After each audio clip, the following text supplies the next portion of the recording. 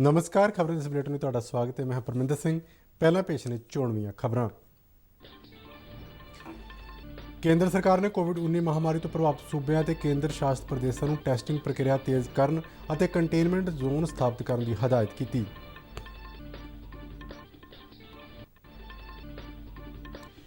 ਕੋਵਿਡ-19 ਟੀਕਾਕਰਨ ਦੇ ਮਾਮਲੇ ਵਿੱਚ ਭਾਰਤ ਨੇ 7 ਕਰੋੜ 30 ਲੱਖ ਤੋਂ ਵੱਧ ਲੋਕਾਂ ਨੂੰ ਵੈਕਸੀਨ ਲਗਾ ਕੇ ਇੱਕ ਨਵਾਂ ਮੀਲ ਪੱਥਰ ਸਥਾਪਿਤ ਕੀਤਾ।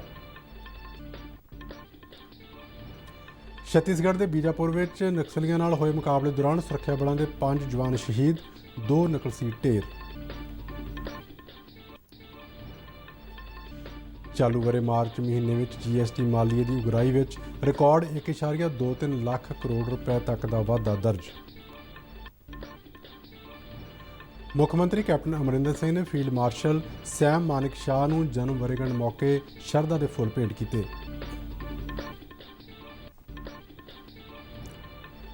ਹੁਸ਼ਿਆਰਪੁਰ ਪੁਲਿਸ ਨੇ 6 ਵਿਅਕਤੀਆਂ ਨੂੰ 8 ਕਿਲੋ ਹੈਰੋਇਨ ਅਤੇ 20 ਲੱਖ ਰੁਪਏ ਦੀ ਡਰੱਗ ਮਨੀ ਸਮੇਤ ਗ੍ਰਿਫਤਾਰ ਕੀਤਾ। ਤੇ ਹੁਣ ਖਬਰਾਂ ਵਿਸਥਾਰ ਨਾਲ। ਕੇਂਦਰ ਸਰਕਾਰ ਨੇ ਕੋਵਿਡ-19 ਮਹਾਮਾਰੀ ਤੋਂ ਪ੍ਰਭਾਵਿਤ ਸੂਬਿਆਂ ਤੇ ਕੇਂਦਰ ਸ਼ਾਸਿਤ ਪ੍ਰਦੇਸ਼ਾਂ ਨੂੰ ਟੈਸਟਿੰਗ ਪ੍ਰਕਿਰਿਆ ਨੂੰ ਤੇਜ਼ ਕਰਨ ਅਤੇ ਕੰਟੇਨਮੈਂਟ ਜ਼ੋਨ ਸਥਾਪਿਤ ਕਰਨ ਲਈ ਕਿਹਾ ਹੈ। ਕੈਬਨਿਟ ਸਕੱਤਰ ਰਾਜੀਵ ਗਾਬਾ ਦੀ ਪ੍ਰਧਾਨਗੀ ਹੇਠ ਸਾਰੇ ਸੂਬਿਆਂ ਦੇ ਕੇਂਦਰ ਸ਼ਾਸਿਤ ਪ੍ਰਦੇਸ਼ਾਂ ਦੇ ਮੁੱਖ ਸਕੱਤਰਾਂ, ਸੂਬਾ ਪੁਲਿਸ ਮੁਖੀਆਂ ਤੇ ਸਿਹਤ ਸਕੱਤਰਾਂ ਨਾਲ ਹੋਈ ਮੀਟਿੰਗ ਦੌਰਾਨ ਮਹਾਮਾਰੀ ਦੀ ਸੰਚਾਰ ਲੜੀ ਨੂੰ ਤੋੜਨ ਲਈ ਟੈਸਟਿੰਗ ਵਧਾਉਣ ਤੋਂ ਇਲਾਵਾ ਕੰਟੇਨਮੈਂਟ ਜ਼ੋਨਾਂ ਤੇ ਮਾਈਕਰੋ ਕੰਟੇਨਮੈਂਟ ਜ਼ੋਨਾਂ ਦੀ ਸਥਾਪਤੀ ਤੇ ਜ਼ੋਰ ਦਿੱਤਾ ਗਿਆ।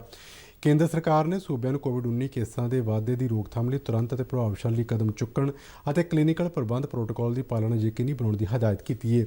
ਪੰਜਾਬ ਸਣੇ ਮਹਾਮਾਰੀ ਦੇ ਜ਼ਿਆਦਾ ਪ੍ਰਭਾਵ ਹੇਠ ਆਏ ਸੂਬਿਆਂ ਵਿੱਚ ਐਕਟਿਵ ਕੇਸਾਂ ਵਿੱਚ ਨਿਰੰਤਰ ਵਾਧੇ ਅਤੇ ਮੌਤਾਂ ਦੀ ਵੱਧ ਰਹੀ ਗਿਣਤੀ ਨੂੰ ਧਿਆਨ ਵਿੱਚ ਰੱਖਦਿਆਂ ਕੇਂਦਰ ਵੱਲੋਂ ਪੋਜ਼ੀਟਿਵ ਦਰ ਨੂੰ 5% ਜਾਂ ਇਸ ਤੋਂ ਹੇਠਾਂ ਲਿਆਉਣ ਲਈ ਲਗਾਤਾਰ ਯਤਨਸ਼ੀਲ ਹੋਣ ਲਈ ਕਿਹਾ ਗਿਆ ਹੈ। ਅਧਿਕਾਰੀਆਂ ਦੀ ਇਸ ਉੱਚ ਪੱਧਰੀ ਮੀਟਿੰਗ ਦੌਰਾਨ ਸੰਵੇਦਨਸ਼ੀਲ ਇਲਾਕਿਆਂ ਵਿੱਚ ਜ਼ਿਆਦਾ ਧਿਆਨ ਦੇਣ ਅਤੇ ਕੋਵਿਡ-19 ਦੀ ਲਪੇਟ ਵਿੱਚ ਆਏ ਮਰੀਜ਼ਾਂ ਦੇ ਸੰਪਰਕਾਂ ਦੀ ਭਾਲ ਨੂੰ ਤੇਜ਼ ਕਰਨ ਸੰਬੰਧੀ ਵੱਖ-ਵੱਖ ਪਹਿਲੂਆਂ 'ਤੇ ਵੀ ਵਿਚਾਰ ਚਰਚਾ ਕੀਤੀ ਗਈ। RT-PCR ਟੈਸਟਾਂ ਦੀ ਗਿਣਤੀ ਕੁੱਲ ਟੈਸਟਾਂ ਦਾ 70% ਕਰਨ ਬਾਰੇ ਵੀ ਸਲਾਹ ਮਸ਼ਵਰਾ ਕੀਤਾ ਗਿਆ। ਇਸ ਮੀਟਿੰਗ ਦੌਰਾਨ ਕੈਬਨਿਟ ਸਕੱਤਰ ਰਾਜੀਵ ਗਾਬਾ ਨੇ ਪਿਛਲੇ ਮਹੀਨੇ ਕੋਵਿਡ-19 ਦੀ ਵਾਧਾ ਦਰ 6.8% ਹੋਣ ਬਾਰੇ ਜਾਣਕਾਰੀ ਦਿੱਤੀ, ਜੋ ਕਿ ਪਿਛਲੇ ਵਰ੍ਹੇ ਜੂਨ ਮਹੀਨੇ ਵਿੱਚ 5.5% ਸੀ। ਕੋਵਿਡ-19 ਟੀਕਾਕਰਨ ਦੇ ਮਾਮਲੇ 'ਚ ਭਾਰਤ ਨੇ 7 ਕਰੋੜ 30 ਲੱਖ ਤੋਂ ਵੱਧ ਲੋਕਾਂ ਨੂੰ ਵੈਕਸੀਨ ਲਗਾ ਕੇ ਇੱਕ ਨਵਾਂ ਮੀਲ ਪੱਥਰ ਸਥਾਪਿਤ ਕੀਤਾ ਹੈ। ਸਿਹਤ ਮੰਤਰਾਲੇ ਵੱਲੋਂ ਦਿੱਤੀ ਜਾਣਕਾਰੀ ਮੁਤਾਬਕ ਪਿਛਲੇ 24 ਘੰਟਿਆਂ ਦੌਰਾਨ ਤਕਰੀਬਨ 4 ਲੱਖ ਲਾਭਪਾਤਰੀਆਂ ਨੂੰ ਕੋਵਿਡ-19 ਦੀ ਵੈਕਸੀਨ ਲਗਾਈ ਗਈ ਹੈ। ਟੀਕਾਕਰਨ ਤਹਿਤ 6 ਕਰੋੜ 30 ਲੱਖ 81 ਹਜ਼ਾਰ ਤੋਂ ਵੱਧ ਲਾਭਪਾਤਰੀਆਂ ਨੂੰ ਵੈਕਸੀਨ ਦੀ ਪਹਿਲੀ ਖੁਰਾਕ ਦਿੱਤੀ ਗਈ ਹੈ, ਜਦਕਿ 99 ਲੱਖ 72 ਹਜ਼ਾਰ ਤੋਂ ਵੱਧ ਲੋਕਾਂ ਨੂੰ ਵੈਕਸੀਨ ਦੀ ਦੂਜੀ ਖੁਰਾਕ ਲਗਾਈ ਗਈ ਹੈ। ਪੰਜਾਬ ਵਿੱਚ ਹੁਣ ਤੱਕ 10 ਲੱਖ 90 ਹਜ਼ਾਰ ਤੋਂ ਵੱਧ ਲੋਕਾਂ ਦਾ ਕੋਵਿਡ ਟੀਕਾਕਰਨ ਕੀਤਾ ਗਿਆ, ਜਿਸ ਵਿੱਚੋਂ 9 ਲੱਖ 73 ਹਜ਼ਾਰ ਲੋਕਾਂ ਨੂੰ ਵੈਕਸੀਨ ਦੀ ਪਹਿਲੀ ਖੁਰਾਕ ਦਿੱਤੀ ਗਈ, ਜਦਕਿ 1 ਲੱਖ 17 ਹਜ਼ਾਰ ਤੋਂ ਵੱਧ ਲਾਭਪਾਤਰੀਆਂ ਨੂੰ ਵੈਕਸੀਨ ਦੀ ਦੂਜੀ ਖੁਰਾਕ ਲਗਾਈ ਗਈ ਹੈ। ਇਸੇ ਦੌਰਾਨ ਕੋਵਿਡ-19 ਤੋਂ ਸਿਹਤਯਾਬ ਹੋਣ ਦੀ ਦਰ 93.36% ਹੋ ਗਈ ਹੈ। ਪਿਛਲੇ 24 ਘੰਟਿਆਂ ਦੌਰਾਨ 44,202 ਮਰੀਜ਼ ਸਿਹਤਯਾਬ ਹੋਏ ਅਤੇ ਹੁਣ ਤੱਕ ਕੋਵਿਡ-19 ਤੋਂ ਸਿਹਤਯਾਬ ਹੋਣ ਵਾਲੇ ਮਰੀਜ਼ਾਂ ਦੀ ਗਿਣਤੀ 1 ਕਰੋੜ 15 ਲੱਖ 69 ਹਜ਼ਾਰ ਤੋਂ ਵੱਧ ਹੋ ਗਈ ਹੈ। ਮੌਜੂਦਾ ਸਮੇਂ ਦੇਸ਼ ਵਿੱਚ ਐਕਟਿਵ ਕੇਸਾਂ ਦੀ ਗਿਣਤੀ 6 ਲੱਖ 58 ਹਜ਼ਾਰ ਤੋਂ ਵੱਧ ਹੈ, ਜੋ ਕਿ ਕੁੱਲ ਐਕਟਿਵ ਕੇਸਾਂ ਦਾ 5.32% ਹੈ। ਬੀਤੇ 24 ਘੰਟਿਆਂ ਵਿੱਚ ਮਹਾਮਾਰੀ ਦੇ 44,213 ਨਵੇਂ ਕੇਸਾਂ ਦੀ ਪੁਸ਼ਟੀ ਹੋਈ ਹੈ। ਮੰਤਰਾਲੇ ਮੁਤਾਬਕ ਮਹਾਮਾਰੀ ਨਾਲ ਮੌਤ ਦੀ ਦਰ 1.32% ਹੋ ਗਈ ਹੈ। ਬੀਤੇ ਦਿਨ ਮਹਾਮਾਰੀ ਨਾਲ 714 ਮਰੀਜ਼ਾਂ ਦੀ ਮੌਤ ਹੋਈ। ਪੰਜਾਬ ਵਿੱਚ ਕੋਵਿਡ-19 ਦੇ ਐਕਟਿਵ ਕੇਸਾਂ ਦੀ ਗਿਣਤੀ 25,458 ਹੋ ਗਈ ਹੈ। ਬੀਤੇ 24 ਘੰਟਿਆਂ ਵਿੱਚ ਪੰਜਾਬ ਵਿੱਚ 814 ਨਵੇਂ ਕੇਸਾਂ ਦੀ ਪੁਸ਼ਟੀ ਹੋਈ। ਸੂਬੇ ਵਿੱਚ ਬੀਤੇ 24 ਘੰਟਿਆਂ ਵਿੱਚ 2002 ਮਰੀਜ਼ ਸਿਹਤਯਾਬ ਹੋਏ ਅਤੇ 57 ਮਰੀਜ਼ਾਂ ਨੇ ਜਾਨ ਗਵਾਈ ਹੈ। ਛੱਤੀਸਗੜ੍ਹ ਦੇ ਬੀਜਾਪੁਰ ਵਿੱਚ ਨਕਸਲੀਆਂ ਨਾਲ ਹੋਏ ਇੱਕ ਮੁਕਾਬਲੇ ਦੌਰਾਨ ਸੁਰੱਖਿਆ ਬਲਾਂ ਦੇ 5 ਜਵਾਨ ਸ਼ਹੀਦ ਹੋ ਗਏ ਨੇ, ਜਦਕਿ 12 ਹੋਰ ਜਵਾਨ ਜ਼ਖਮੀ ਹੋਏ ਨੇ। ਪੁਲਿਸ ਵੱਲੋਂ ਦਿੱਤੀ ਗਈ ਜਾਣਕਾਰੀ ਮੁਤਾਬਕ ਸ਼ਹੀਦ ਹੋਏ ਜਵਾਨਾਂ ਵਿੱਚ ਜ਼ਿਲ੍ਹਾ ਰਿਜ਼ਰਵ ਗਾਰਡ ਦੇ 4 ਅਤੇ CRPF ਦਾ 1 ਜਵਾਨ ਸ਼ਾਮਲ ਹੈ। ਇਸ ਮੁਕਾਬਲੇ ਵਿੱਚ 2 ਨਕਸਲੀ ਵੀ ਮਾਰੇ ਗਏ। ਪੁਲਿਸ ਮੁਤਾਬਕ ਸੁਰੱਖਿਆ ਬਲਾਂ ਵੱਲੋਂ ਤੇਰਮ ਥਾਣੇ ਅਧੀਨ ਪੈਂਦੇ ਖੇਤਰ ਵਿੱਚ ਨਕਸਲ ਵਿਰੋਧੀ ਮੁਹਿੰਮ ਤਹਿਤ ਭਾਲ ਦੀ ਕਾਰਵਾਈ ਕੀਤੀ ਜਾ ਰਹੀ ਸੀ ਕਿ ਜੰਗਲ ਵਿੱਚ ਲੁਕੇ ਨਕਸਲੀਆਂ ਨੇ ਸੁਰੱਖਿਆ ਬਲਾਂ ਦੇ ਜਵਾਨਾਂ ਨੂੰ ਨਿਸ਼ਾਨਾ ਬਣਾ ਕੇ ਅੰਨ੍ਹੇਵਾਹ ਫਾਇਰਿੰਗ ਸ਼ੁਰੂ ਕਰ ਦਿੱਤੀ। ਜ਼ਖਮੀ ਹੋਏ ਜਵਾਨਾਂ ਨੂੰ ਇਲਾਜ ਲਈ ਨੇੜੇ ਦੇ ਹਸਪਤਾਲ ਵਿੱਚ ਦਾਖਲ ਕਰਵਾਇਆ ਗਿਆ ਹੈ। ਪੱਛਮੀ ਬੰਗਾਲ ਅਤੇ ਅਸਾਮ ਵਿੱਚ ਤੀਜੇ ਗੇੜ ਅਤੇ ਤਾਮਿਲਨਾਡੂ, ਕੇਰਲ ਅਤੇ ਪੁਡੂਚੇਰੀ ਵਿੱਚ ਇੱਕੋ ਇੱਕ ਗੇੜ ਤਹਿਤ ਕਰਵਾਈਆਂ ਜਾਣ ਵਾਲੀਆਂ ਵਿਧਾਨ ਸਭਾ ਚੋਣਾਂ ਲਈ ਚੋਣ ਪ੍ਰਚਾਰ ਸਿਖਰਾਂ ਤੇ ਪਹੁੰਚ ਗਿਆ ਹੈ। ਅਸਾਮ ਵਿੱਚ ਤੀਜੇ ਤੇ ਆਖਰੀ ਗੇੜ ਤਹਿਤ 40 ਵਿਧਾਨ ਸਭਾ ਸੀਟਾਂ ਤੇ ਪੱਛਮੀ ਬੰਗਾਲ ਵਿੱਚ 31 ਸੀਟਾਂ ਤੇ 6 ਅਪ੍ਰੈਲ ਨੂੰ ਵੋਟਾਂ ਪਾਈਆਂ ਜਾਣਗੀਆਂ। ਇਸ ਤੋਂ ਇਲਾਵਾ ਤਾਮਿਲਨਾਡੂ, ਕੇਰਲ ਤੇ ਪੁਡੂਚੇਰੀ ਵਿੱਚ 6 ਅਪ੍ਰੈਲ ਨੂੰ ਹੋਣ ਵਾਲੀਆਂ ਵਿਧਾਨ ਸਭਾ ਚੋਣਾਂ ਦੇ ਮੱਦੇਨਜ਼ਰ ਵੱਖ-ਵੱਖ ਪਾਰਟੀਆਂ ਦੇ ਸਿਆਸੀ ਨੇਤਾਵਾਂ ਵੱਲੋਂ ਆਪਣੇ ਉਮੀਦਵਾਰਾਂ ਦੇ ਹੱਕ ਵਿੱਚ ਲਗਾਤਾਰ ਚੋਣ ਰੈਲੀਆਂ ਅਤੇ ਜਨਤਕ ਮੀਟਿੰਗਾਂ ਕੀਤੀਆਂ ਜਾ ਰਹੀਆਂ ਨੇ। ਇਸ ਦੇ ਨਾਲ ਹੀ ਤਾਮਿਲਨਾਡੂ ਦੀ ਕੰਨਿਆ ਕੁਮਾਰੀ ਲੋਕ ਸਭਾ ਸੀਟ ਤੇ ਜ਼ਿਮਨੀ ਚੋਣ ਲਈ ਕੁੱਲ 12 ਉਮੀਦਵਾਰ ਚੋਣ ਮੈਦਾਨ ਵਿੱਚ ਨੇ ਅਤੇ ਕੇਰਲ ਦੀ ਮੱਲਾਪੁਰਮ ਪਾਰਲੀਮਾਨੀ ਸੀਟ ਤੇ ਜ਼ਿਮਨੀ ਚੋਣ ਲਈ ਵੀ 6 ਉਮੀਦਵਾਰ ਕਿਸਮਤ ਅਜ਼ਮਾ ਰਹੇ ਨੇ। ਇਹਨਾਂ ਦੋਹਾਂ ਸੀਟਾਂ ਤੇ ਵੀ 6 ਅਪ੍ਰੈਲ ਨੂੰ ਵੋਟਾਂ ਪਾਈਆਂ ਜਾਣਗੀਆਂ। ਇਸੇ ਦੌਰਾਨ ਭਾਰਤੀ ਜਨਤਾ ਪਾਰਟੀ ਦੇ ਸੀਨੀਅਰ ਨੇਤਾ ਤੇ ਪ੍ਰਧਾਨ ਮੰਤਰੀ ਨਰਿੰਦਰ ਮੋਦੀ ਨੇ ਅਸਾਮ ਦੇ ਬਕਸਾ ਜ਼ਿਲ੍ਹੇ ਦੇ ਤਾਮਲਪੁਰ ਵਿੱਚ ਇੱਕ ਚੋਣ ਰੈਲੀ ਨੂੰ ਸੰਬੋਧਨ ਕੀਤਾ। ਪ੍ਰਧਾਨ ਮੰਤਰੀ ਨੇ ਇਸ ਖੇਤਰ ਵਿੱਚ ਕਿਰਿਆਸ਼ੀਲ ਖੱਬੇ ਪੱਖੀ ਅੱਤਵਾਦੀਆਂ ਨੂੰ ਹਿੰਸਾ ਦਾ ਰਸਤਾ ਤਿਆਗ ਕੇ ਆਤਮ ਨਿਰਭਰ ਅਸਾਮ ਲਈ ਯੋਗਦਾਨ ਪਾਉਣ ਦੀ ਅਪੀਲ ਕੀਤੀ। ਪ੍ਰਧਾਨ ਮੰਤਰੀ ਵੱਲੋਂ ਪੱਛਮੀ ਬੰਗਾਲ ਦੇ ਤਾਰਕੇਸ਼ਵਰ ਵਿੱਚ ਵੀ ਚੋਣ ਰੈਲੀ ਨੂੰ ਸੰਬੋਧਨ ਕੀਤਾ ਗਿਆ।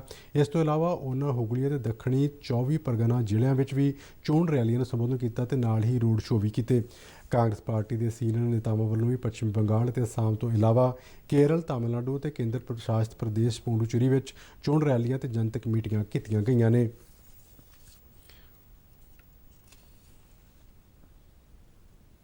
ਮਾਰਚ 2021 ਦੌਰਾਨ GST ਮਾਲੀਏ ਦੀ ਰਿਕਾਰਡ 1.23 ਲੱਖ ਕਰੋੜ ਉਗਰਾਈ ਹੋਈ ਹੈ। ਖਜ਼ਾਨਾ ਮੰਤਰਾਲੇ ਵੱਲੋਂ ਦਿੱਤੀ ਗਈ ਜਾਣਕਾਰੀ ਮੁਤਾਬਕ ਹੁਣ ਤੱਕ ਦੀ ਇਹ ਸਭ ਤੋਂ ਵੱਧ GST ਮਾਲੀਆ ਉਗਰਾਈ ਹੈ, ਜਿਸ ਵਿੱਚ ਪਿਛਲੇ ਵਰ੍ਹੇ ਦੇ ਮੁਕਾਬਲੇ 27% ਵਾਧਾ ਦਰਜ ਕੀਤਾ ਗਿਆ ਹੈ। ਇਸ ਮਹੀਨੇ ਦੌਰਾਨ ਦਰਾਮਦ ਕੀਤੀਆਂ ਗਈਆਂ ਵਸਤਾਂ ਤੋਂ ਮਾਲੀਏ ਦੀ ਉਗਰਾਈ 70% ਵਧੇਰੇ ਰਹੀ, ਜਦਕਿ ਘਰੇਲੂ ਲੈਣ ਦੇਣ ਤੋਂ ਹੋਣ ਵਾਲੀ ਉਗਰਾਈ ਵਿੱਚ 17% ਦਾ ਇਜ਼ਾਫਾ ਦਰਜ ਹੋਇਆ ਹੈ। ਕੇਂਦਰੀ ਵਾਤਾਵਰਣ ਮੰਤਰੀ ਪ੍ਰਕਾਸ਼ ਜਾਵੜੇਕਰ ਨੇ ਕਿਹਾ ਹੈ ਕਿ ਕਾਰਬਨ ਉਤਸਰਜਨ ਨੂੰ ਘਟਾਉਣ ਅਤੇ ਊਰਜਾ ਬਚਾਉਣ ਲਈ 100% LED ਬਲਬਾਂ ਦੀ ਵਰਤੋਂ ਦਾ ਟੀਚਾ ਨਿਰਧਾਰਿਤ ਕੀਤਾ ਗਿਆ ਹੈ। ਵੀਡੀਓ ਕਾਨਫਰੰਸ ਰਾਹੀਂ ਸ਼੍ਰੀ ਰਾਮ ਕਾਲੇ ਦੇ ਵਣਜ ਕਾਰੋਬਾਰ ਕਨਲੇਵ ਨੂੰ ਸੰਬੋਧਨ ਕਰਦਿਆਂ ਮੰਤਰੀ ਨੇ ਕਿਹਾ ਹੈ ਕਿ ਵਾਤਾਵਰਣ ਨੂੰ ਬਚਾਉਣ ਲਈ ਸਰਕਾਰ ਵੱਲੋਂ ਕੁਝ ਵਿਸ਼ੇਸ਼ ਉਪਰਾਲੇ ਕੀਤੇ ਗਏ ਨੇ, ਜਿਨ੍ਹਾਂ ਵਿੱਚੋਂ ਇੱਕ LED ਬਲਬਾਂ ਦੀ ਵਰਤੋਂ ਨੂੰ ਤਰਜੀਹ ਦਿੱਤੇ ਜਾਣਾ ਹੈ। ਉਹਨਾਂ ਕਿਹਾ ਕਿ ਆਉਣ ਵਾਲੇ ਕੁਝ ਸਾਲਾਂ ਵਿੱਚ ਆਮ ਬਲਬਾਂ ਨੂੰ 40 ਤੋਂ 60 ਵਾਟ ਦੇ LED ਬਲਬਾਂ ਨਾਲ ਤਬਦੀਲ ਕੀਤਾ ਜਾਵੇਗਾ। ਜਾਵੜੇਕਰ ਨੇ ਕਿਹਾ ਕਿ ਪਿਛਲੇ 6 ਸਾਲਾਂ ਵਿੱਚ ਨਰਿੰਦਰ ਮੋਦੀ ਸਰਕਾਰ ਨੇ 2 ਬਿਲੀਅਨ ਆਮ ਬਲਬਾਂ ਨੂੰ LED ਬਲਬਾਂ ਨਾਲ ਤਬਦੀਲ ਕੀਤਾ ਹੈ। ਜਾਵੜੇਕਰ ਨੇ ਕਿਹਾ ਕਿ ਇਸ ਪਹਿਲ ਨਾਲ ਜਿੱਥੇ ਕਾਰਬਨ ਉਤਸਰਜਨ ਵਿੱਚ ਕਮੀ ਆਏਗੀ, ਉੱਥੇ ਹੀ ਊਰਜਾ ਦੀ ਬਚਤ ਵੀ ਹੋਵੇਗੀ। ਨਵਿਆਉਣਯੋਗ ਊਰਜਾ ਦੇ ਖੇਤਰ ਵਿੱਚ ਭਾਰਤ ਦੇ ਆਲਮੀ ਪੱਧਰ ਤੇ ਅਹਿਮ ਮੁਕਾਮ ਦਾ ਜ਼ਿਕਰ ਕਰਦਿਆਂ ਵਾਤਾਵਰਣ ਮੰਤਰੀ ਨੇ ਦੱਸਿਆ ਕਿ ਦੇਸ਼ ਦੀ ਨਵਿਆਉਣਯੋਗ ਊਰਜਾ ਸਮਰੱਥਾ 136 ਗੀਗਾਵਾਟ ਹੈ। ਪ੍ਰਕਾਸ਼ ਜਾਵੜੇਕਰ ਨੇ ਕਿਹਾ ਕਿ ਭਾਰਤ ਵੱਲੋਂ ਸਾਲ 2031 ਤੱਕ ਕਾਰਬਨ ਉਤਸਰਜਨ ਵਿੱਚ 35% ਕਮੀ ਲਿਆਉਣ ਦਾ ਟੀਚਾ ਰੱਖਿਆ ਗਿਆ ਹੈ ਤੇ ਹੁਣ ਤੱਕ 26% ਦੇ ਆਸ-ਪਾਸ ਕਾਰਬਨ ਉਤਸਰਜਨ ਵਿੱਚ ਕਮੀ ਲਿਆਂਦੀ ਜਾ ਚੁੱਕੀ ਹੈ। ਕਨਕਲੇਵ ਨੂੰ ਸੰਬੋਧਨ ਕਰਦਿਆਂ ਜਾਵੜੇਕਰ ਨੇ ਕਿਹਾ ਹੈ ਕਿ ਜਲਵਾਯੂ ਤਬਦੀਲੀ ਦੇ ਮਾਮਲੇ ਵਿੱਚ ਭਾਰਤ ਨੇ ਅਹਿਮ ਜ਼ਿੰਮੇਵਾਰੀ ਨਿਭਾਈ ਹੈ। ਉਹਨਾਂ ਕਿਹਾ ਕਿ ਪਿਛਲੇ ਸਮੇਂ ਵਿੱਚ ਭਾਰਤ ਦਾ ਕਾਰਬਨ ਉਤਸਰਜਨ ਵਿੱਚ ਕੇਵਲ 3% ਹਿੱਸਾ ਰਿਹਾ ਹੈ, ਜਦਕਿ ਅਮਰੀਕਾ, ਯੂਰਪ ਅਤੇ ਚੀਨ ਨੇ 80% ਤੋਂ ਵੱਧ ਕਾਰਬਨ ਉਤਸਰਜਨ ਕੀਤਾ ਹੈ। India is only 3% for carbon emissions over last century or 2 centuries. So we are not responsible for climate change. But because we are suffering, because we are vulnerable, and in any such crisis, in any such disasters, who suffers? The poor. And therefore, we have to be doing more actions to save ourselves. We will make a competition for college campuses, universities to become sustainable green campus. What are the fundamentals of that competition? First is consume less water and generate more water. For maintaining water and increasing the groundwater table, we have to plant greenery. That also creates carbon sink. ਉਪ ਰਾਸ਼ਟਰਪਤੀ M Venkaiah Naidu ਨੇ ਕਬਾਇਲੀ ਭਾਈਚਾਰਿਆਂ ਦੇ ਵਿਕਾਸ ਅਤੇ ਭਲਾਈ ਨੂੰ ਤਰਜੀਹ ਦੇਣ ਦਾ ਸੱਦਾ ਦਿੱਤਾ ਹੈ। ਉੜੀਸਾ ਦੇ ਭੁਵਨੇਸ਼ਵਰ ਵਿੱਚ ਉਤਕਲ ਯੂਨੀਵਰਸਿਟੀ ਦੀ ਸਾਲਾਨਾ ਕਨਵੋਕੇਸ਼ਨ ਨੂੰ ਸੰਬੋਧਨ ਕਰਦਿਆਂ ਨਾਇਡੂ ਨੇ ਕਿਹਾ ਕਿ ਕੁਦਰਤ ਨਾਲ ਨੇੜੇ ਦੀ ਸਾਂਝ ਰੱਖਣ ਵਾਲੇ ਕਬਾਇਲੀ ਭਾਈਚਾਰਿਆਂ ਕੋਲੋਂ ਸਾਨੂੰ ਸਧਾਰਨ ਜੀਵਨ ਜਾਂਚ ਸਿੱਖਣੀ ਚਾਹੀਦੀ ਹੈ। ਉਹਨਾਂ ਕਿਹਾ ਕਿ ਉੜੀਸਾ ਵਿੱਚ ਅਜਿਹੇ ਭਾਈਚਾਰਿਆਂ ਦੀ ਗਿਣਤੀ 23% ਤੋਂ ਵੱਧ ਹੈ, ਜਿਸ ਲਈ ਇਸ ਸੂਬੇ ਨੂੰ ਕੁਦਰਤੀ ਤੌਰ 'ਤੇ ਇਹਨਾਂ ਭਾਈਚਾਰਿਆਂ ਦੇ ਰੂਪ ਵਿੱਚ ਸਰਮਾਇਆ ਮਿਲਿਆ ਹੋਇਆ ਹੈ। ਉਹਨਾਂ ਯੂਨੀਵਰਸਿਟੀਆਂ ਅਤੇ ਹੋਰ ਸਿੱਖਿਆ ਸੰਸਥਾਵਾਂ ਨੂੰ ਅਜਿਹੇ ਕਬਾਇਲੀ ਭਾਈਚਾਰਿਆਂ ਵੱਲ ਸਕਾਰਾਤਮਕ ਰਵੱਈਆ ਰੱਖਣ ਦੀ ਅਪੀਲ ਕੀਤੀ। ਨਾਇਡੂ ਨੇ ਸਿੱਖਿਆ ਸੰਸਥਾਵਾਂ ਨੂੰ ਕਬਾਇਲੀ ਭਾਈਚਾਰਿਆਂ ਸੰਬੰਧੀ ਵਿਸ਼ਿਆਂ ਨੂੰ ਸਿਲੇਬਸ ਵਿੱਚ ਸ਼ਾਮਲ ਕਰਨ ਅਤੇ ਖੋਜ ਪ੍ਰੋਜੈਕਟਾਂ ਵਿੱਚ ਲਿਆਉਣ ਲਈ ਕਿਹਾ। ਉਪ ਰਾਸ਼ਟਰਪਤੀ ਨੇ ਨੌਜਵਾਨ ਵਿਦਿਆਰਥੀਆਂ ਨੂੰ ਲਿੰਗ ਭੇਦਭਾਵ, ਜਾਤੀਵਾਦ, ਫਿਰਕਾਪ੍ਰਸਤੀ ਅਤੇ ਰਿਸ਼ਵਤਖੋਰੀ ਦੀਆਂ ਬੁਰਾਈਆਂ ਵਿਰੁੱਧ ਲੜਾਈ ਵਿੱਢਣ ਲਈ ਕਿਹਾ। ਨਾਇਡੂ ਨੇ ਕਿਹਾ ਕਿ ਨੌਜਵਾਨ ਤਬਦੀਲੀ ਦਾ ਕੇਂਦਰ ਬਿੰਦੂ ਹੁੰਦੇ ਨੇ ਅਤੇ ਵਿਦਿਆਰਥੀ ਜੀਵਨ ਤੋਂ ਇਹ ਤਬਦੀਲੀਆਂ ਸ਼ੁਰੂ ਹੁੰਦੀਆਂ ਨੇ। ਰਾਸ਼ਟਰਪਤੀ ਰਾਮਨਾਥ ਕੋਵਿੰਦ ਦੀ ਸਿਹਤ ਵਿੱਚ ਲਗਾਤਾਰ ਸੁਧਾਰ ਹੋ ਰਿਹਾ ਹੈ। ਰਾਸ਼ਟਰਪਤੀ ਭਵਨ ਨੇ ਟਵੀਟ ਰਾਹੀਂ ਜਾਣਕਾਰੀ ਦਿੰਦਿਆਂ ਦੱਸਿਆ ਕਿ ਨਵੀਂ ਦਿੱਲੀ ਦੇ ਏਮਜ਼ ਹਸਪਤਾਲ ਵਿੱਚ ਦਾਖਲ ਰਾਸ਼ਟਰਪਤੀ ਕੋਵਿੰਦ ਨੂੰ ICU ਤੋਂ ਵਿਸ਼ੇਸ਼ ਕਮਰੇ ਵਿੱਚ ਤਬਦੀਲ ਕੀਤਾ ਗਿਆ ਹੈ। ਰਾਸ਼ਟਰਪਤੀ ਭਵਨ ਮੁਤਾਬਕ ਡਾਕਟਰਾਂ ਵੱਲੋਂ ਲਗਾਤਾਰ ਉਹਨਾਂ ਦੀ ਸਿਹਤ ਦੀ ਨਿਗਰਾਨੀ ਕੀਤੀ ਜਾ ਰਹੀ ਹੈ ਅਤੇ ਰਾਸ਼ਟਰਪਤੀ ਨੂੰ ਆਰਾਮ ਕਰਨ ਦੀ ਸਲਾਹ ਦਿੱਤੀ ਗਈ ਹੈ। ਰਾਸ਼ਟਰਪਤੀ ਕੋਵਿੰਦ ਦੀ ਬੀਤੇ ਦਿਨੀ ਏਮਜ਼ ਵਿੱਚ ਦਿਲ ਦੀ ਬਾਈਪਾਸ ਸਰਜਰੀ ਕੀਤੀ ਗਈ ਸੀ। ਦੇਸ਼ ਦੁਨੀਆ ਤੋਂ ਰਾਜਨੀਤਿਕ ਸ਼ਖਸੀਅਤਾਂ ਅਤੇ ਆਮ ਲੋਕਾਂ ਵੱਲੋਂ ਰਾਸ਼ਟਰਪਤੀ ਕੋਵਿੰਦ ਦੀ ਜਲਦ ਸਿਹਤਯਾਬੀ ਦੀ ਕਾਮਨਾ ਕੀਤੀ ਗਈ ਹੈ। ਮੁੱਖ ਮੰਤਰੀ ਕੈਪਟਨ ਅਮਰਿੰਦਰ ਸਿੰਘ ਨੇ ਫੀਲਡ ਮਾਰਸ਼ਲ ਸੈਮ ਮਾਨਿਕਸ਼ਾਹ ਨੂੰ ਉਹਨਾਂ ਦੀ ਜਨਮ ਵਰ੍ਹੇਗੰਢ ਤੇ ਸ਼ਰਧਾ ਦੇ ਫੁੱਲ ਭੇਂਟ ਕੀਤੇ ਨੇ। ਮੁੱਖ ਮੰਤਰੀ ਨੇ ਟਵੀਟ ਕਰਦਿਆਂ ਕਿਹਾ ਕਿ ਮਹਾਨ ਫੌਜੀ ਜਰਨੈਲ ਸੈਮ ਮਾਨਿਕਸ਼ਾਹ ਨੇ 5 ਜੰਗਾਂ ਵਿੱਚ ਸ਼ਾਮਲ ਹੋ ਕੇ ਬੇਮਿਸਾਲ ਅਗਵਾਈ ਦਾ ਪ੍ਰਦਰਸ਼ਨ ਕੀਤਾ ਤੇ ਪਾਕਿਸਤਾਨ ਖਿਲਾਫ 1971 ਦੀ ਜੰਗ ਵਿੱਚ ਭਾਰਤ ਦੀ ਜਿੱਤ ਲਈ ਅਹਿਮ ਭੂਮਿਕਾ ਨਿਭਾਈ। ਮੁੱਖ ਮੰਤਰੀ ਨੇ ਕਿਹਾ ਕਿ ਰਾਸ਼ਟਰ ਹਮੇਸ਼ਾ ਉਹਨਾਂ ਦੇ ਯੋਗਦਾਨ ਲਈ ਕਰਜ਼ਦਾਰ ਰਹੇਗਾ। ਸੈਮ ਮਾਨਿਕਸ਼ਾਹ ਦਾ ਜਨਮ 3 ਅਪ੍ਰੈਲ 1914 ਨੂੰ ਅੰਮ੍ਰਿਤਸਰ ਵਿੱਚ ਹੋਇਆ ਸੀ ਅਤੇ 27 ਜੂਨ 2008 ਨੂੰ ਉਹਨਾਂ ਨੇ ਆਖਰੀ ਸਾਲ ਹੈ। ਸੈਮ ਬਹਾਦਰ ਕਹੇ ਜਾਣ ਵਾਲੇ ਮਾਨਿਕਸ਼ਾਹ ਨੇ ਦੂਜੀ ਵਿਸ਼ਵ ਜੰਗ ਤੋਂ ਇਲਾਵਾ ਪਾਕਿਸਤਾਨ ਅਤੇ ਚੀਨ ਖਿਲਾਫ ਭਾਰਤ ਦੀਆਂ ਜੰਗਾਂ ਵਿੱਚ ਅਹਿਮ ਭੂਮਿਕਾ ਨਿਭਾਈ ਹੈ।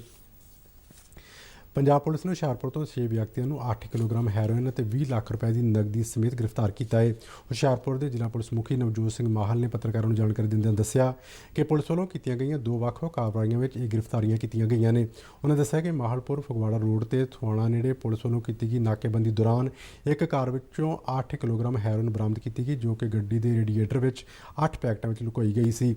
ਪੁਲਿਸ ਨੇ ਕਾਰ ਸਵਾਰ 4 ਵਿਅਕਤੀਆਂ ਖਿਲਾਫ NDPS ਕਾਨੂੰਨ ਤਹਿਤ ਮਾਮਲਾ ਦਰਜ ਕਰਕੇ ਅਗਲੀ ਕਾਰਵਾਈ ਸ਼ੁਰੂ ਕਰ ਦਿੱਤੀ ਹੈ। ਦੂਸਰੀ ਕਾਰਵਾਈ ਵਿੱਚ ਹੁਸ਼ਿਆਰਪੁਰ ਪੁਲਿਸ ਤੇ CIA ਸਟਾਫ ਵੱਲੋਂ ਗਰਨਾ ਸਾਹਿਬ ਨੇੜਿਓਂ 2 ਵਿਅਕਤੀਆਂ ਨੂੰ 5 ਕਿਲੋਗ੍ਰਾਮ ਭੁੱਕੀ ਅਤੇ 20 ਲੱਖ ਦੀ ਡਰੱਗ ਮਨੀ ਸਮੇਤ ਗ੍ਰਿਫਤਾਰ ਕੀਤਾ ਗਿਆ। ਜ਼ਿਲ੍ਹਾ ਪੁਲਿਸ ਮੁਖੀ ਨੇ ਦੱਸਿਆ ਕਿ ਮੁੱਢਲੀ ਜਾਂਚ ਦੌਰਾਨ ਸਾਹਮਣੇ ਆਇਆ ਹੈ ਕਿ ਇਨ੍ਹਾਂ ਨਸ਼ਾ ਤਸਕਰਾਂ ਵੱਲੋਂ ਸੂਬੇ ਵਿੱਚ ਵੱਡੀ ਪੱਧਰ ਤੇ ਨਸ਼ਿਆਂ ਦਾ ਕਾਲਾ ਕਾਰੋਬਾਰ ਕੀਤਾ ਜਾ ਰਿਹਾ ਸੀ। ਜੰਮੂ ਕਸ਼ਮੀਰ ਦੇ ਬਡਗਾਮ ਵਿੱਚ ਸੁਰੱਖਿਆ ਬਲਾਂ ਨੇ ਅੱਤਵਾਦੀਆਂ ਦੀ ਇੱਕ ਲੁਕਣਗਾਹ ਦਾ ਪਰਦਾਫਾਸ਼ ਕੀਤਾ ਹੈ। ਪੁਲਿਸ ਦੇ ਇੱਕ ਸੀਨੀਅਰ ਅਧਿਕਾਰੀ ਨੇ ਸ਼੍ਰੀਨਗਰ ਵਿੱਚ ਪੱਤਰਕਾਰਾਂ ਨੂੰ ਗੱਲਬਾਤ ਕਰਦਿਆਂ ਦੱਸਿਆ ਕਿ ਬਡਗਾਮ ਦੇ ਸ਼ਨੀਪੋਰਾ ਪਿੰਡ ਵਿੱਚ ਅੱਤਵਾਦੀਆਂ ਦੇ ਇੱਕ ਟਿਕਾਣੇ ਤੋਂ ਭਾਰੀ ਮਾਤਰਾ ਵਿੱਚ ਹਥਿਆਰ ਅਤੇ ਗੋਲੀ ਸਿੱਕਾ ਬਰਾਮਦ ਕੀਤਾ ਗਿਆ ਹੈ। ਸੁਰੱਖਿਆ ਬਲਾਂ ਨੇ ਇਸ ਲੁਕਣਗਾਹ ਵਿੱਚੋਂ ਇੱਕ ਚੀਨ ਦਾ ਬਣਿਆ ਪਿਸਤੌਲ, ਮੈਗਜ਼ੀਨ, ਗੋਲੀਆਂ ਤੇ ਹੋਰ ਪਾਬੰਦੀਸ਼ੁਦਾ ਸਮੱਗਰੀ ਬਰਾਮਦ ਕੀਤੀ ਹੈ। ਪੁਲਿਸ ਮੁਤਾਬਕ ਮੁੱਢਲੀ ਜਾਂਚ ਤੋਂ ਇਸ ਟਿਕਾਣੇ ਦੇ ਲਸ਼ਕਰ ਨਾਲ ਸੰਬੰਧਿਤ ਹੋਣ ਦਾ ਪਤਾ ਲੱਗਿਆ ਹੈ। ਪੁਲਿਸ ਵੱਲੋਂ ਮਾਮਲਾ ਦਰਜ ਕਰਕੇ ਅਗਲੀ ਕਾਰਵਾਈ ਸ਼ੁਰੂ ਕੀਤੀ ਗਈ ਹੈ। ਜੰਮੂ ਕਸ਼ਮੀਰ ਵਿੱਚ ਪਵਿੱਤਰ ਅਮਰਨਾਥ ਗੁਫਾ ਲਈ ਯਾਤਰਾ 28 ਜੂਨ ਤੋਂ ਸ਼ੁਰੂ ਹੋਵੇਗੀ। ਇਸ ਵਾਰੇ ਪਵਿੱਤਰ ਗੁਫਾ ਦੇ ਦਰਸ਼ਨਾਂ ਲਈ 6 ਲੱਖ ਤੋਂ ਵੱਧ ਸ਼ਰਧਾਲੂਆਂ ਦੇ ਆਉਣ ਦੀ ਸੰਭਾਵਨਾ ਹੈ। 56 ਦਿਨਾਂ ਦੀ ਯਾਤਰਾ ਲਈ 1 ਅਪ੍ਰੈਲ ਤੋਂ ਪਹਿਲਗਾਮ ਅਤੇ ਬਾਲਟਾਲ ਦੇ ਰੂਟਾਂ ਲਈ ਰਜਿਸਟ੍ਰੇਸ਼ਨ ਸ਼ੁਰੂ ਹੋ ਗਈ ਹੈ। ਚਾਵਨ ਸ਼ਰਧਾਲੂ ਦੇਸ਼ ਭਰ ਵਿੱਚ 446 ਅਧਿਕਾਰਤ ਬੈਂਕਾਂ ਰਾਹੀਂ ਆਪਣਾ ਪੰਜੀਕਰਨ ਕਰਵਾ ਸਕਦੇ ਨੇ। ਅਮਰਨਾਥ ਯਾਤਰਾ ਲਈ ਸਿਹਤ ਸਰਟੀਫਿਕੇਟ ਸੂਬੇ ਦੇ ਕੇਂਦਰ ਸ਼ਾਸਿਤ ਪ੍ਰਦੇਸ਼ਾਂ ਦੇ ਮਾਨਤਾ ਪ੍ਰਾਪਤ ਡਾਕਟਰਾਂ ਅਤੇ ਮੈਡੀਕਲ ਸੰਸਥਾਨਾਂ ਵੱਲੋਂ ਜਾਰੀ ਕੀਤੇ ਜਾ ਸਕਦੇ ਨੇ। ਇਸ ਯਾਤਰਾ ਲਈ 13 ਸਾਲ ਤੋਂ 75 ਸਾਲ ਦੇ ਯਾਤਰੀ ਰਜਿਸਟ੍ਰੇਸ਼ਨ ਕਰਵਾ ਸਕਦੇ ਨੇ। ਯਾਤਰਾ ਲਈ 6 ਮਹੀਨੇ ਤੋਂ ਵੱਧ ਦੀਆਂ ਗਰਭਵਤੀ ਮਹਿਲਾਵਾਂ ਨੂੰ ਰਜਿਸਟ੍ਰੇਸ਼ਨ ਕਰਾਉਣ ਦੀ ਆਗਿਆ ਨਹੀਂ ਹੋਵੇਗੀ। ਜੰਮੂ ਦੇ ਭਗਵਤੀ ਨਗਰ ਬੇਸ ਕੈਂਪ ਤੋਂ ਪਰਮਿਟ ਵਾਲੇ ਯਾਤਰੀਆਂ ਨੂੰ ਹੀ ਅੱਗੇ ਜਾਣ ਦੀ ਆਗਿਆ ਹੋਵੇਗੀ। ਪਵਿੱਤਰ ਅਮਰਨਾਥ ਯਾਤਰਾ ਲਈ COVID-19 ਨਿਯਮਾਂ ਦੀ ਸਖਤੀ ਨਾਲ ਪਾਲਣਾ ਨੂੰ ਯਕੀਨੀ ਬਣਾਉਣ ਲਈ ਕਿਹਾ ਗਿਆ ਹੈ। DD ਪੰਜਾਬੀ ਦੇ ਖਬਰਾਂ ਦੇ ਬੁਲੇਟਿਨ ਸਾਡੇ ਦਰਸ਼ਕ YouTube channel RNU DDK Jalandhar ਤੇ ਵੀ ਦੇਖ ਸਕਦੇ ਨੇ ਅਤੇ ਇਹ ਬੁਲੇਟਿਨ RNU ਜਲੰਧਰ ਦੇ ਟਵਿੱਟਰ ਹੈਂਡਲ ਅਤੇ Facebook ਪੇਜ ਤੇ ਵੀ ਉਪਲਬਧ ਨੇ। ਤੇ ਬੁਲੇਟਿਨ ਦੇ ਅਖੀਰ ਵਿੱਚ ਚੋਣਵੀਆਂ ਖਬਰਾਂ ਇੱਕ ਵਾਰ ਫਿਰ ਤੋਂ। ਕੇਂਦਰ ਸਰਕਾਰ ਨੇ COVID-19 ਮਹਾਮਾਰੀ ਤੋਂ ਪ੍ਰਭਾਵਿਤ ਸੂਬਿਆਂ ਅਤੇ ਕੇਂਦਰ ਸ਼ਾਸਿਤ ਪ੍ਰਦੇਸ਼ਾਂ ਨੂੰ ਟੈਸਟਿੰਗ ਪ੍ਰਕਿਰਿਆ ਤੇਜ਼ ਕਰਨ ਅਤੇ ਕੰਟੇਨਮੈਂਟ ਜ਼ੋਨ ਸਥਾਪਿਤ ਕਰਨ ਦੀ ਹਦਾਇਤ ਕੀਤੀ ਹੈ। COVID-19 ਟੀਕਾਕਰਨ ਦੇ ਮਾਮਲੇ ਵਿੱਚ ਭਾਰਤ ਨੇ 7 ਕਰੋੜ 30 ਲੱਖ ਤੋਂ ਵੱਧ ਲੋਕਾਂ ਨੂੰ ਵੈਕਸੀਨ ਲਗਾ ਕੇ ਇੱਕ ਨਵਾਂ ਮੀਲ ਪੱਥਰ ਸਥਾਪਿਤ ਕੀਤਾ। ਛੱਤੀਸਗੜ੍ਹ ਦੇ ਬੀਜਾਪੁਰ ਵਿੱਚ ਨਕਸਲੀਆਂ ਨਾਲ ਹੋਏ ਮੁਕਾਬਲੇ ਦੌਰਾਨ ਸੁਰੱਖਿਆ ਬਲਾਂ ਦੇ 5 ਜਵਾਨ ਸ਼ਹੀਦ, 2 ਨਕਸਲੀ ਢੇਰ। ਚਾਲੂ ਵਰ੍ਹੇ ਮਾਰਚ ਮਹੀਨੇ ਵਿੱਚ GST ਮਾਲੀਏ ਦੀ ਉਗਰਾਹੀ ਵਿੱਚ ਰਿਕਾਰਡ 1.23 ਲੱਖ ਕਰੋੜ ਰੁਪਏ ਤੱਕ ਦਾ ਵਾਧਾ ਦਰਜ। ਮੁੱਖ ਮੰਤਰੀ ਕੈਪਟਨ ਅਮਰਿੰਦਰ ਸਿੰਘ ਨੇ ਫੀਲਡ ਮਾਰਸ਼ਲ ਸੈਮ ਮਾਨਿਕਸ਼ਾਹ ਨੂੰ ਜਨਮ ਵਰ੍ਹੇਗੰਢ ਮੌਕੇ ਸ਼ਰਧਾ ਦੇ ਫੁੱਲ ਭੇਂਟ ਕੀਤੇ। ਹੁਸ਼ਿਆਰਪੁਰ ਪੁਲਿਸ ਨੇ 6 ਵਿਅਕਤੀਆਂ ਨੂੰ 8 ਕਿਲੋਗ੍ਰਾਮ ਹੈਰੋਇਨ ਅਤੇ 20 ਲੱਖ ਰੁਪਏ ਦੀ ਡਰੱਗ ਮਨੀ ਸਮੇਤ ਗ੍ਰਿਫਤਾਰ ਕੀਤਾ। ਤੇ ਇਸ ਦੇ ਨਾਲ ਹੀ ਖਬਰਾਂ ਦਾ ਬੁਲੇਟਿਨ ਖਤਮ ਹੁੰਦਾ ਹੈ। ਆਗਿਆ ਦਿਓ। ਨਮਸਕਾਰ।